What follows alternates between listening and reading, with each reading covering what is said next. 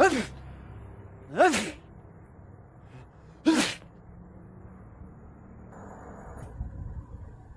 sudah menyebar kemana-mana. Semua orang wajib menggunakan masker dan tetap di rumah aja. Lalu, mengapa orang mengkhawatirkan mengenai virus corona itu sendiri? Karena datangnya corona berasal dari kota Wuhan, Cina, membawa berbagai dampak negatif di seluruh dunia, khususnya kita di Indonesia. Bagaimana dengan pergerakan ekonomi Indonesia pasca coronavirus ini terjadi? Assalamualaikum warahmatullahi wabarakatuh. Nama saya Iis Nurliana, NIM 175100136. Saya mahasiswa dari Universitas Islam Negeri Maulana Malik Ibrahim Malang. Bersama saya Iis Nurliana, mari kita bahas tentang perkembangan indeks harga saham gabungan pasca coronavirus melanda.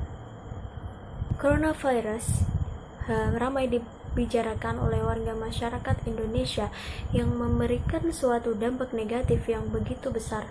Begitu banyak orang-orang yang merasa dirugikan karena coronavirus.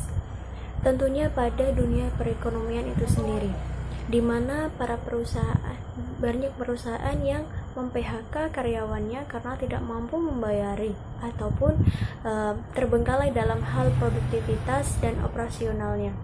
Dengan keadaan virus corona yang terus mencekam seperti saat ini, maka pemerintah mencanangkan kebijakan yaitu untuk melarang masyarakatnya untuk bekerja, dan sehingga perusahaan terpaksa untuk menutup segala operasional dan produktivitasnya. Jika hal tersebut dibiarkan terus-menerus terjadi di Indonesia, apakah Indonesia akan terus bergantung kepada negara lain? Sedangkan negara lain juga merasakan hal yang sama. Oke, sebelum kita membahas tentang perkembangan IHSG pasca coronavirus, mari kita bahas terlebih dahulu mengenai indeks harga saham itu seperti apa. Karena perannya sangat penting bagi perekonomian dunia, mempunyai tujuan atau manfaat sebagai mengukur sentimen pasar. Yang kedua yaitu dijadikan produk investasi pasif seperti reksadana, indeks, dan ETF indeks serta produk turunan. Yang ketiga itu bisa dijadikan benchmark bagi produk portofolio aktif. Yang keempat yaitu proxy dalam mengukur dan membuat model pengembalian investasi atau return, risiko sistematis, dan kinerja yang disesuaikan dengan risiko. Yang terakhir yaitu sebagai proxy untuk kelas aset pada alokasi aset. Untuk indeks saham itu sendiri adalah sebagai ukuran statistik yang mencerminkan keseluruhan pergerakan harga atas sekumpulan saham yang dipilih berdasarkan kriteria dan metodologi tertentu serta dievaluasi secara berkala. Jadi indeks ini dibuat untuk menggolongkan beberapa jenis saham yang ada di suatu negara itu sendiri. Lalu Indonesia sendiri memiliki PT Bursa Efek Indonesia yang terus memantau secara aktif, terus melakukan inovasi dalam pengembangan dan penyediaan indeks saham yang dapat digunakan oleh seluruh pelaku pasar modal, baik investor maupun pemilik usaha, bekerja sama dengan pihak lain maupun tidak. Pada sesi terakhir ini, mari kita bahas mengenai perkembangan IHSG pasca coronavirus. Nah, di sini ada dua tren, yaitu IHSG sempat mengalami penurunan dan akhirnya sempat mengalami kenaikan yang sangat tipis.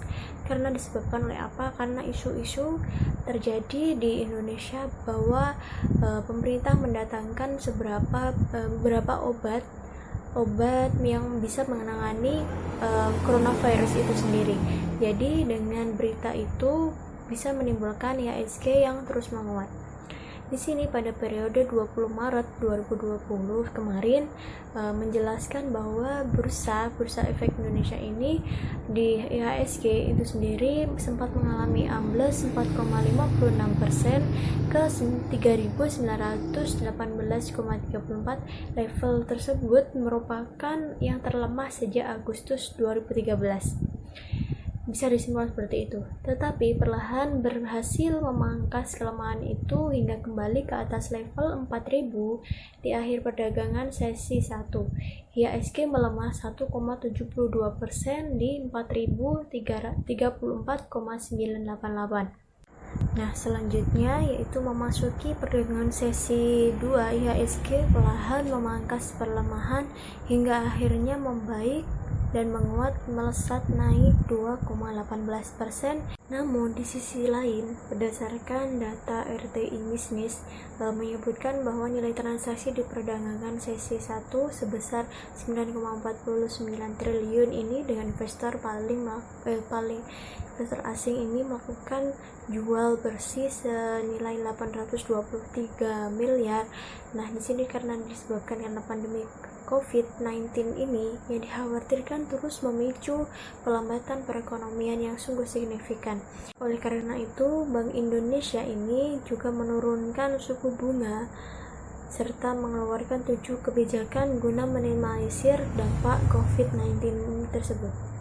Jika dilihat dari grafik indeks harga saham gabungan pada periode 9 April 2020 kemarin, bisa disinggung bahwa grafik tersebut menandakan adanya penguatan harga saham di indeks Indonesia karena kan ada kebijakan dari pemerintah kita, yaitu Bapak Presiden Jokowi yang menjanjikan bahwa akan membeli atau mendatangkan 5.000 dan masih dalam proses pemesanan 2 juta yaitu obat yang diduga untuk penangkal virus corona itu sendiri.